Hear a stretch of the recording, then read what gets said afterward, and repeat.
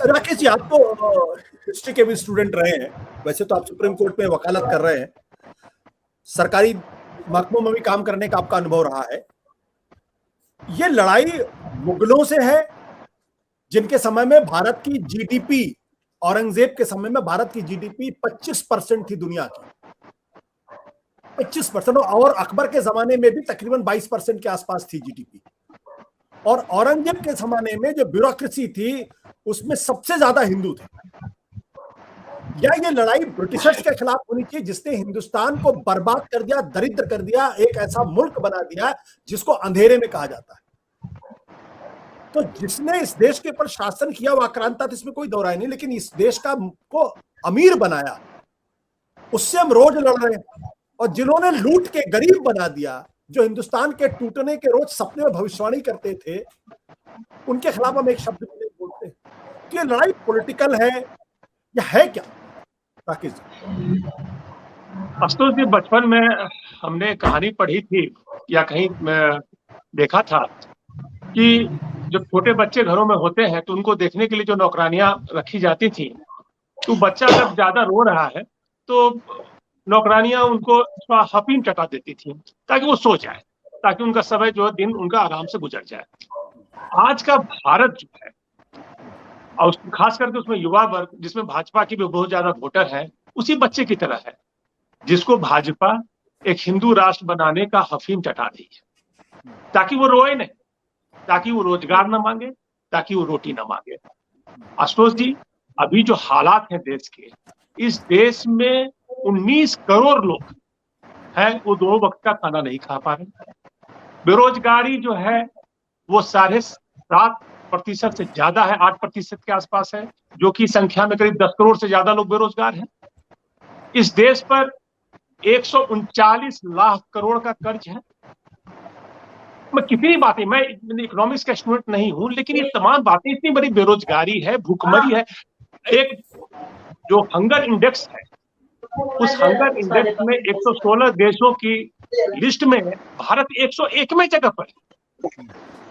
Nepal, Sri Lanka, even Pakistan इससे ऊपर है। ये आपके सरकारी डाटा है, ये हमने मतलब खुद नहीं क्रिएट किया है। तो चूंकि भारत की जनता इस पर चर्चा न करे, इस कारण से ये बातें निकाली जाती हैं। ये हफीम है, हिंदू राष्ट्र बनाने का हफीम है, और उसको दिखाने के लिए वो जो मुस्लिम स्मृतियां हैं, चाहे उनके नाम हो, उनको बदल बदल के वो दिखाना चाहते हैं कि हिंदू राष्ट्र बनाएंगे, सारी समस्या हल हो जाएगी। सर जी, हिंदू राष्ट्र तो पहले भी तो था। 1192 पहले क्या हिंदू राष्ट्र नहीं था? क्या कर लिया हमने? क्यों नहीं बनाए रख पाए? क्या इसका कोई जवाब है? मैं आपको बताऊं, आपने मुझे कहा कि मैं हिस्ट्री का विद्यार्थी हूं, मैंने ये पढ़ा, वही समय था जबकि सबसे ज्यादा सामाजिक कुरीतियां, सबसे ज्यादा भेदभाव, जात पात, वर्णाश्रम और नैतिक पतन सबसे ज्यादा था। वो नैतिक पतन उस कालखंड में जितने मंदिर बनाए गए, उसमें हमारा पूरा सांस्कृतिक, पूरा जो सामाजिक अधोपतन था, उनके पत्थरों पर भी अंकित है। हम वहां से गिरे। ये देश ना हिंदू राष्ट्र बनेगा, न गजवाई हिंद बनेगा, क्योंकि गजवाई हिंद भी बन चुका था, वो भी नहीं संभाल सके। वो क्रिश्चियन आए, अंग्रेज का जो शासन था, मान सकते हैं वो क्रिश्चियन रूल था, वो भी क्रिश्चियनिटी कन्वर्ट गए। ये देश की जो भूमि है, मिट्टी है, वो किसी भी एक जाति, एक धर्म की हो ही नहीं सकती, क्योंकि इसमें हमेशा समावेश रहा है। इन लोगों ने इतिहास ठीक से पढ़ा नहीं। हमारे कानूनी ने कहा कि अकबर जो है बाहर से आया था। सर जी, अकबर का जन्म भारत की भूमि पर हुआ था, अमरकंटक में हुआ था। अकबर को विदेशी कहना अपने अज्ञानता का दोषक है। अब रही बात शहरों के नाम बदलने के, शहरों के नाम बहुत बदलेंगे आशुतोष जी। आप इतिहास देखें, 1947 के बाद करीबन 150 शहरों के नाम बदले गए। मेरे पास लिस्ट है, मैं देख रहा था। अकेले आंध्र प्रदेश में 75 जगह नाम बदले गए हैं, केरला में 26 जगह बदले गए हैं, तमिलनाडु में 30 जगह बदलेंगे, महाराष्ट्र में 18 जगह बदलेंगे, पंजाब, हरियाणा, हर जगह 2, 4, 5, 10, यूपी में भी बदले, 12 जगह बदले गए। इस बदलने से कुछ नहीं होता, नाम के बदलने से कुछ भी फर्क नहीं पड़ने वाला है। मैं तो चाहता हूं ताजमहल का नाम वो अपने नाम पर रख ले, कोई फर्क नहीं पड़ेगा। हमें रोजगार चाहिए, हमें रोजी दें, हमें रोटी दें, हमें जीने का अधिकार दें, हमें अभिव्यक्ति का अधिकार दें, वो आवश्यक है। मायावती जी ने 8 जिलों का नाम बदल दिया, अखिलेश जी जब सरकार में आए उन्होंने वो नाम वापस कर ली। ठीक है, आप ताजमहल का नाम बदल दीजिए, किसी भी समय इस देश में धर्मनिरपेक्ष की सरकार आएगी, हम वो वापस ताजमहल रख लेंगे, कोई फर्क नहीं पड़ता है। सवाल है मुख्य मुद्दों से ध्यान हटाने का।